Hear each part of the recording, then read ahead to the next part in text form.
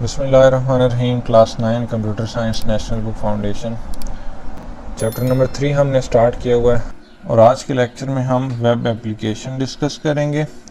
Web application क्या होता है कि ऐसा कंप्यूटर प्रोग्राम जो कि कोई भी सर्विसेज आपको देता है, ठीक है, या कोई भी टास्क जो है वो परफॉर्म करता है via browser and internet connection.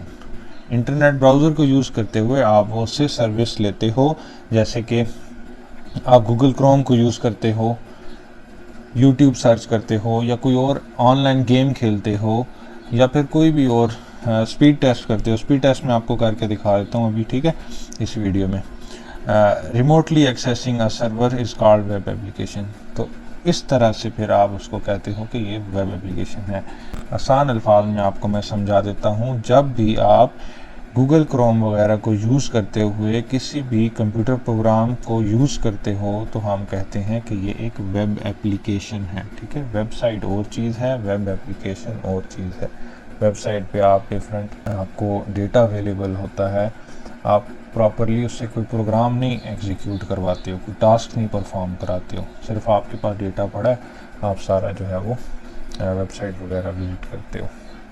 तो स्पीड टेस्ट मैं आपको करके दिखा देता हूँ अभी। तो हम लिखते हैं स्पीड टेस्ट, ठीक है, स्पीड टेस्ट बाय ओकला। ओकला जो है ये एक वेब एप्लीकेशन है। स्पीड टेस्ट .net इस पे आएंगे। अभी आपके पास इंटरफेस आ गया, ठीक है, ये एक वेब एप्लीकेशन है। अब आप इससे टास्क परफॉर्म कराने लगे हो कि आप अपनी स्पीड टेस्ट करवाओगे। गो पे क्लिक करेंगे। अभी हमारी स्पीड टेस्ट करना स्टार्ट कर देगा। ये देखें, कुछ देर तक ये इसी तरह से स्पीड टेस्ट करेगा और फिर आपको फाइनल डिस्प्ले कर देगा कि ये आपकी स्पीड्स हैं, MB पर सेकेंड है, ठीक है। इसने डाउनलोडिंग स्पीड कर ली, 2.21 MB पर सेकेंड हमारी डाउनलोडिंग स्पीड आ रही है और अब ये अपलोडिंग स्पीड जो है वो मेजर कर रहा है।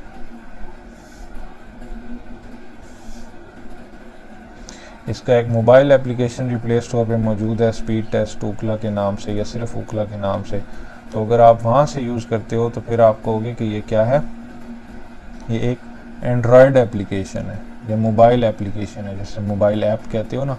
लेकिन अब हमने इसको गूगल क्रोम से यानी कि वेब ब्राउज़र के ज़रिए ओपन किया है, तो अब ये हमारे पास एक वेब एप्लीकेशन है। मोबाइल एप्लीकेशन या एंड्रॉयड एप्लीकेशन अब हम इसको नहीं कहेंगे, अब हम इसको वेब एप्लीकेशन कहेंगे, ठीक है। तो ये हमारे सामने अब फाइनल रिज़ल्ट आ गया है। 2.21 डाउनलोडिंग स्पीड है और 3.56 हमारी अपलोडिंग स्पीड इस टाइम पे आ रही है, ठीक है।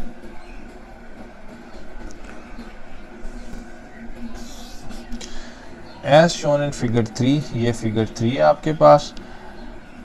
Through web browser, a web application can be visited by users like customer relation management (CRM) system, which handles retailing, supplies, promotion, customer feedback, etc.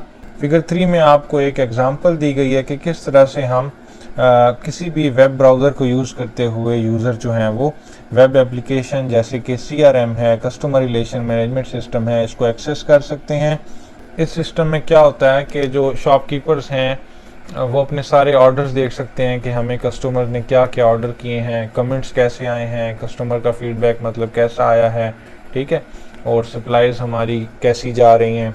तो ये सारा सिस्टम जो ऑनलाइन वेबसाइट जैसे कि J.dot है या MTJ है या फिर कोई भी ऑनलाइन वेबसाइट्स आप देख लें, परफ्यूम के स्टोर्स हैं, इस टाइप के जो स्टोर्स हैं वो CRM सिस्टम जो है यही यूज़ करते हैं सारा अपना जो उनका हिसाब किताब है उसको मैनेज करने के लिए, ठीक है। जैसे फिज़िकली आप जाते हो तो क्या होता है, एक एक्सेल शीट्स पे काम कर रहे होते हैं या रजिस्टर रखे होते हैं जो नॉर्मल शॉपकीपर होते हैं।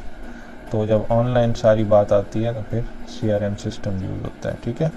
Eight the back end there can be more than one server for each type of task or single server handling all the requests and managing it accordingly.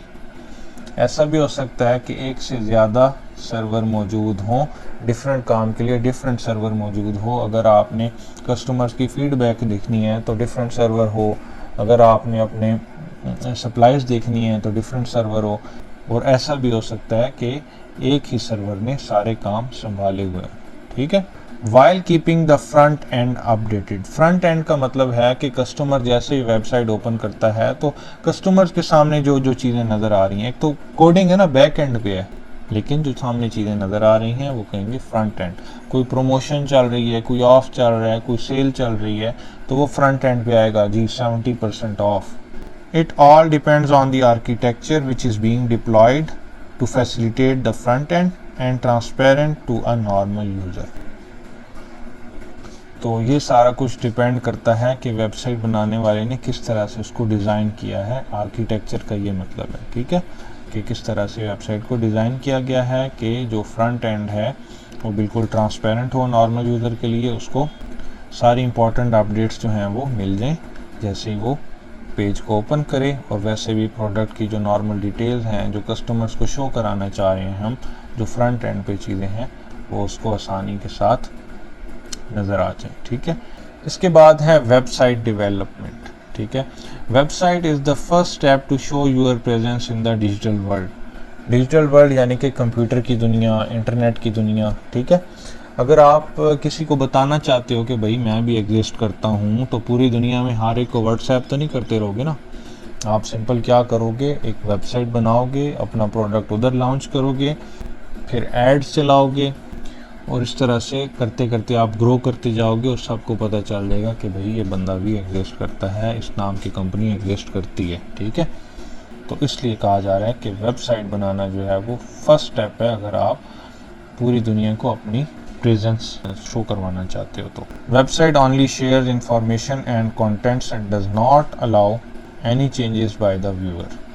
Website जो है वो सिर्फ इंफॉर्मेशन, कंटेंट या picture, videos, text जो आपने allow किया है कि यूज़र ये देख सकें वो देख सकते हैं, और यूज़र जो है वो उसके अंदर कुछ भी चेंजिंग नहीं कर सकते। ऐसा नहीं है कि आपने लिखा हो कि मेरी ये प्रोडक्ट जो है ये कप केक है, कुछ भी है, ये 15 रुपीज़ का है, और व्यूअर आए कोई उस 15 को काटे और कहे नहीं जी ये 30 रुपीज़ का है। इस तरह नहीं हो सकता। जैसे आप बैक एंड पे उसको डेवलप करोगे वैसे ही है। हाँ, अगर कोई बैक एंड आपका हैक कर लेता है फिर वो चाहे जो मर्जी उसमें चेंजिंग करे, ठीक है। हैक जो है वो एक अलग केस है, लेकिन नॉर्मली जो है, अब जैसे मैंने हिलाल फूड की वेबसाइट खोली थी पिछले लेक्चर में, तो अब मैं उसके अंदर प्राइस खुद से चेंज नहीं कर सकता, टेक्स्ट खुद से चेंज नहीं कर सकता।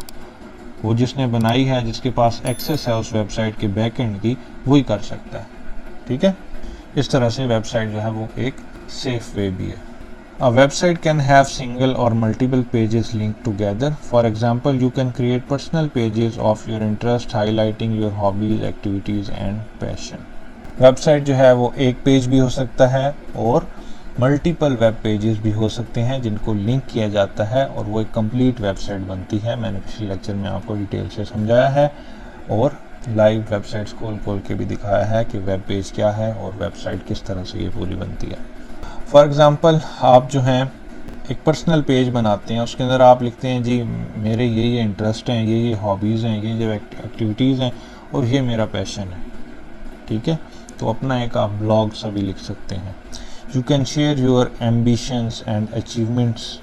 आप ये भी लिख सकते हैं कि ये मेरे एम्स हैं और ये मेरी अचीवमेंट्स हैं।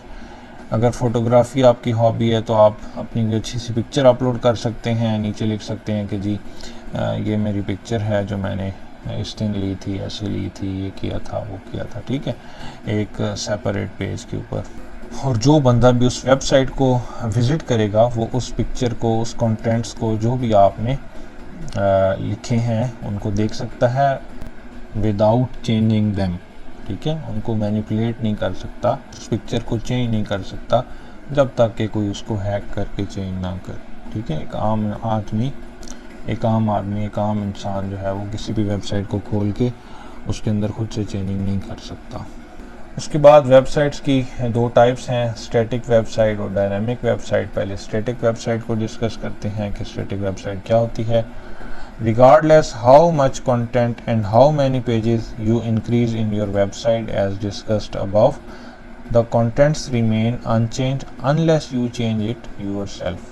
कि आप जितना मर्ज़ी कंटेंट डालें किसी वेबसाइट में, जितने मर्ज़ी पेजेस बना लें, एक वेबसाइट के अंदर आप 10 वेब पेजेस बना दें, 20 वेब पेजेस बना दें, जितना मर्ज़ी अपनी वेबसाइट को एक्सपेंड करते जाएं, ठीक है, तो उसके जो कंटेंट्स हैं वो अनचेंज रहेंगे, वो चेंज नहीं होंगे जब तक कि आप खुद उनको चेंज ना करें, ठीक है। In other words, the website is static and once accessed by the user, it will be loaded from the server where you have hosted it. कि जब भी यूज़र जो है वेबसाइट विज़िट करेगा यानी कि रिक्वेस्ट करेगा www. कुछ भी लिखेगा कि मुझे ये वेबसाइट चाहिए, तो वो उसकी रिक्वेस्ट जाएगी सर्वर तक। जैसे यहाँ पे हमने देखा है ना, ये वेब ब्राउज़र है, जैसे गूगल क्रोम पे उसने कोई रिक्वेस्ट की ऐसे, तो वेब सर्वर तक उसकी रिक्वेस्ट जाएगी। फिर ये सारी चीज़ें HTML CSS जो भी है कंटेंट सारा लोड होगा और वापस से रिस्पांस आएगा वेब ब्राउज़र को या गूगल क्रोम को यानी कि यूज़र को, ठीक है, कि ये वेबसाइट में ये चीज़ें हैं। After loading on the user's computer the link to the server is no more required.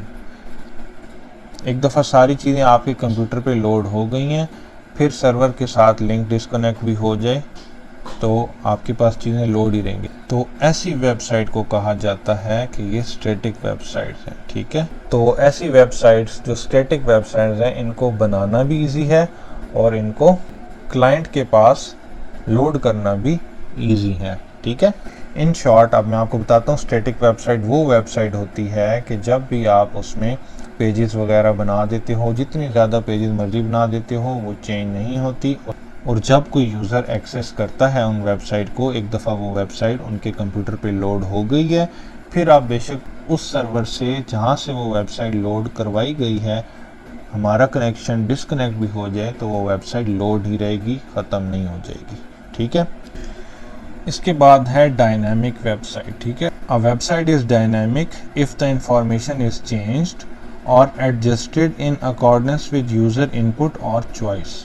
ऐसी वेबसाइट जो टाइम के साथ साथ चेंज होती रहे, जैसे उस पर कोई वीडियो लगी हुई है, ठीक है, वो वीडियो प्ले हो रही है, या कोई इमेजेस हैं वो ऐसे आगे चलती जा रही हैं, या कोई और एनिमेशन लगी हुई है, इस तरह की जो वेबसाइट्स होती हैं, या कलर चेंज हो रहा है उनका, ठीक है, बैकग्राउंड पे कभी रेड आ रहा है, कभी येलो आ रहा है, कभी ग्रीन आ रहा है, इस तरह से कलर चेंज हो रहा है, तो ऐसी वेबसाइट्स को हम कहते हैं डायनामिक वेबसाइट, ठीक है। For example, alteration of background color of a web page every time the user clicks a button. जैसे कोई ऑनलाइन शॉपिंग की वेबसाइट है, तो जब भी आप बाय नाउ पे क्लिक करोगे तो क्या होगा, कलर चेंज हो जाएगा बैकग्राउंड का। तो इस तरह से वैसे ही कलर जो हैं वो ब्लिंक करते रहेंगे, चेंज होते रहेंगे।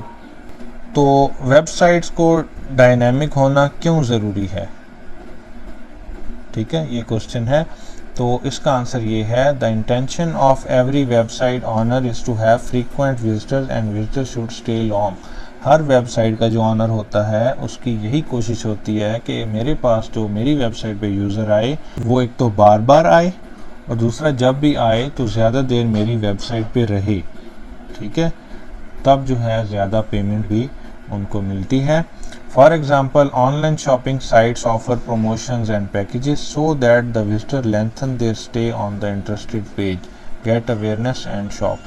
ये जो ऑनलाइन शॉपिंग वेबसाइट्स होती हैं, इनके जो ऑनर्स हैं ये ऑफ़र्स लगाते हैं ताकि हमारे जो विजिटर्स हैं, हमारे जो यूज़र्स हैं, हमारे क्लाइंट्स जो हैं वो ज़्यादा से ज़्यादा स्क्रॉल करते रहें, प्रोडक्ट्स देखते रहें, जो भी उनके इंटरेस्टेड प्रोडक्ट्स हैं, ठीक है, और फिर हमारी वेबसाइट से वो कुछ ना कुछ परचेज़ भी करें। तो ये वजह है कि अगर वेबसाइट जो है वो अट्रैक्टिव रहेगी, एनिमेशन होंगी, उसके अंदर इमेजेस होंगी, कलर्स होंगे, तो एक लाइक जानदार चीज़ लगेगी उनको।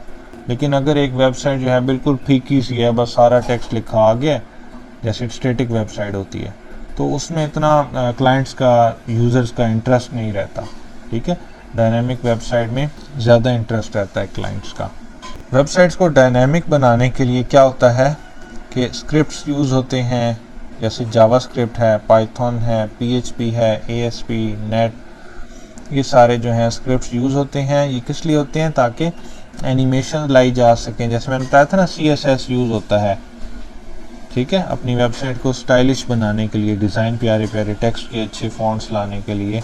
तो इस तरह से डायनामिसिटी लाने के लिए वेबसाइट के अंदर ये स्क्रिप्ट्स जो हैं वो यूज़ होते हैं। In the context of online shopping site, every member of the website can customize its web page based on his her interest. जो ऑनलाइन शॉपिंग वेबसाइट होती हैं, उनके जो मेंबर्स होते हैं, जिन्होंने उनकी वेबसाइट पे साइन अप किया होता है, तो वो अपनी मर्ज़ी से अपने जो वेब पेजेस हैं वो अपने इंटरेस्ट के हिसाब से कस्टमाइज़ कर सकते हैं। जैसे किसी को ब्रांड पे शूज़ पसंद आ गए हैं तो वो क्या करेगा, शूज़ को वो एक कैटेगरी में डाल सकता है, ठीक है। जैसे ऐड टू कार्ट कर देते हैं ना, तो अपने हिसाब से उसका वेब पेज जो है वो एक ऐड टू कार्ट वाला आ जाएगा। लेकिन जो नॉन मेंबर्स हैं वो सिर्फ जो हैं विजिट ही कर सकते हैं और सेम पेज उनके पास नज़र आता रहेगा। ये भी हो सकता है कि जो मेंबर्स हैं उन्होंने सेलेक्ट किया हो कि हमारा इंटरेस्ट जो है वो फॉर्मल शूज़ में है, तो उनके पास सारे फॉर्मल शूज़ ही आ रहे होंगे। लेकिन जो नॉन मेंबर्स हैं जिन्होंने ऐसा कोई ऑप्शन सेलेक्ट नहीं किया, बस उनके लिए एक ही पेज है जो सब नॉन मेंबर्स को वही दिखाएंगे। एक शूज़ होगा, ठीक है, एक कोई कॉटन का सूट आ जाएगा, एक कोई और कोट आ जाएगा, ठीक है। तो आज का लेक्चर इतना ही है। नेक्स्ट लेक्चर में हम इंशाल्लाह फ्रंट एंड डेवलपमेंट और बैक एंड डेवलपमेंट डिस्कस करेंगे। तो चैनल को सब्सक्राइब कर लें ताकि वो वीडियो भी आप तक आसानी से पहुंच जाए। नेक्स्ट वीडियो में मिलते हैं, तब तक के लिए अल्लाह हाफ़िज़।